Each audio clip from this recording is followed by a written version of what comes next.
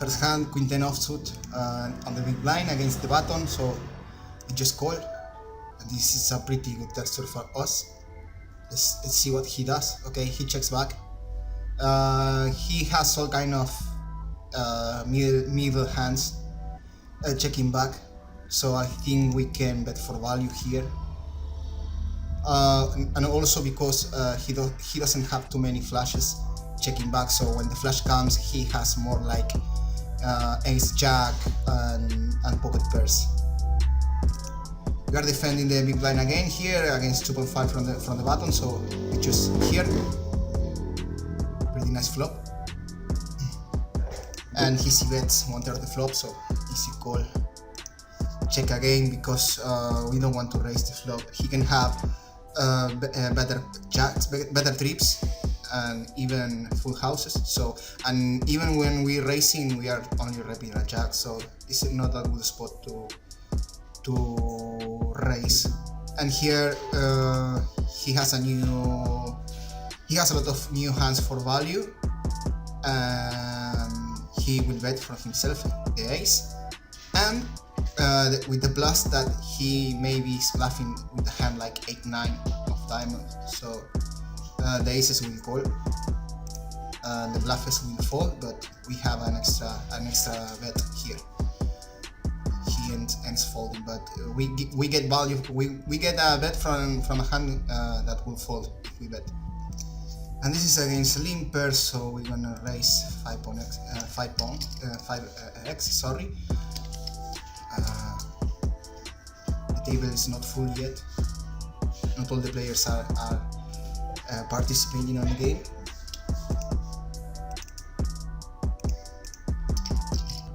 Okay, the big blind calls. Here in this board, this is a 3 connected board, so we don't have a value bet here. We don't have 3 streets for value, so we can start checking.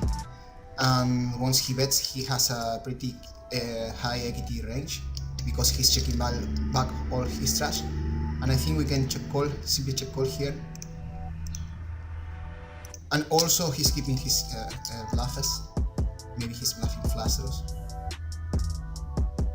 Maybe he's bluffing a queen X, like queen 7, I don't know.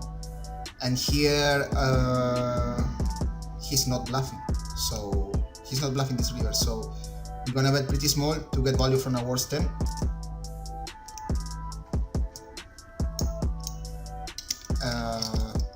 Yes, it's okay because he's not bluffing that jack.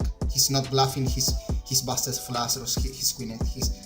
He's checking back. So when he's not bluffing, once we check and he bets, we are losing. So it's better to just bet here.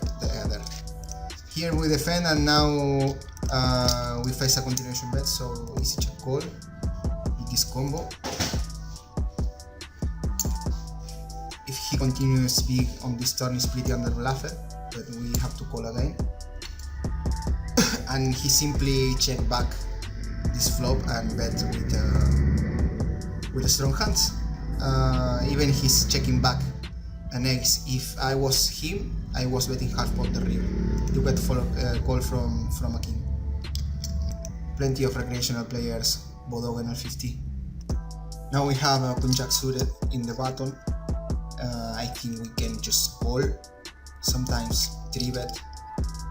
I guess against 2.5 open raise I will 3-bet more and call more against a 3x. I don't know. If I have recreational players behind, I will call more. Okay, here he bets half pot,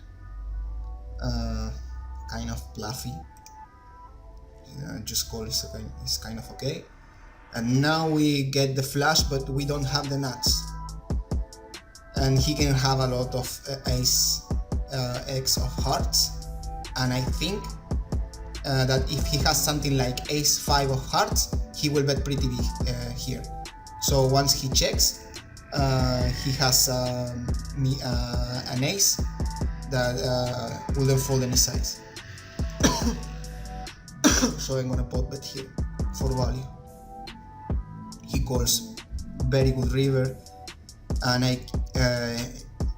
he even has hands like aces and ace king. Let's make a big bet on the river again. I was thinking on going all in, but sometimes he will check call the flush. Like, I don't know, 5% of the times he will check the flush on the turn, and I don't want to own myself against that part of the range, but I'm not sure. Maybe we have an all-in there. Let's see what he has. Ace jack. Okay, yes. I don't know if ace jack with the flush draw on the board will call me a pot bet, but I'm happy with not playing overall. Now we call pre-flop this hand. I think it's not a good call. It's kind of bad call here. I also I'm gonna rebuy, but it's not a good call because we have a lot of players behind. We can get squeezed, and I don't like my call here. Pre-flop. On the flop, it was check. I could be betting the flop 1/3 of the pot, because I can realize my equity even better if you bet the flop. But as player, I think here is a easy fold. The flush gets there. Ace high board are pretty unbluffed, and a pot bet here are extremely unbluffed, so kind of easy fold.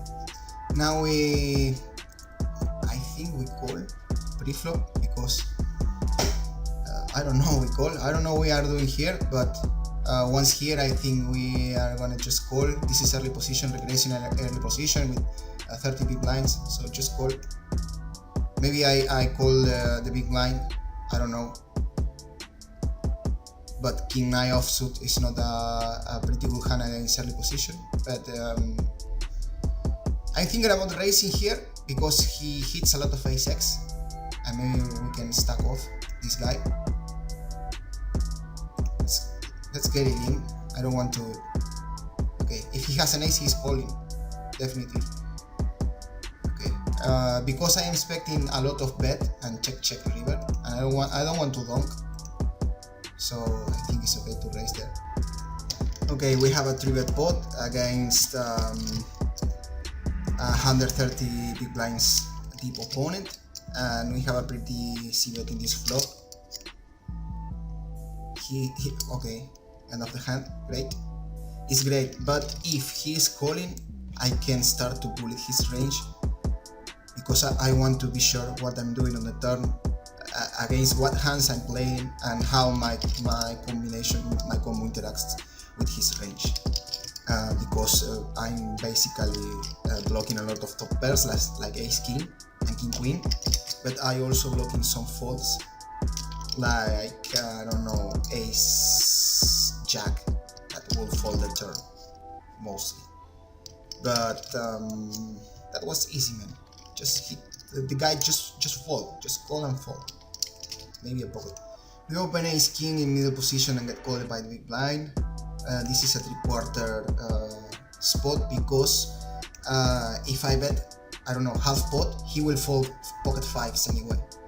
But he has a flush draw, a second pair, he will call any size. So the best size is bet big on the flop, and also we can represent a lot of strong hands. And with my bluffs, I will bet small because I want to get more calls for marginal hands to make them fold later. So here on the turn, I'm gonna value bet again.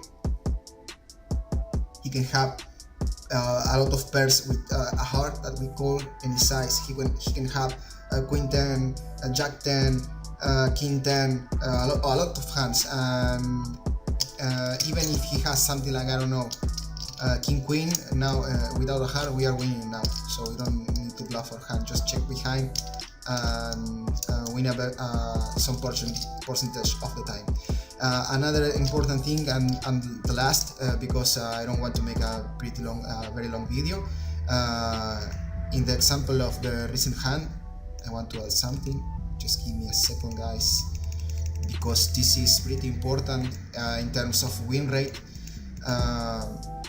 He calls the flop, and I value bet the turn against his range because mostly those microstakes players are pretty passive guys, and he's not raising enough here, so I can value bet all his king X, all his jack X with a heart, all his pocket with a heart. And when I make a big bet here on the turn and he raises me, he only has flashes, so that's a pretty easy game. So and now on the river, when the hearts come, I already get all the EV bet on the turn, so it doesn't matter if the heart comes because we already make money betting on the turn. So here on the river, just check, and also we are winning a pretty decent part of the time. The main point that I want to say of this hand is he mostly of population are donking this river when they have the flash.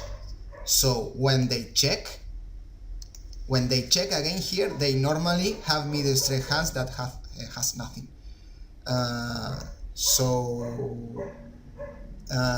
We have more team value bets in these situations where these guys are don't betting his strong hands. So okay, that was all for the video. I'm Joe Argentina, and I hope you enjoyed this session. Bye bye.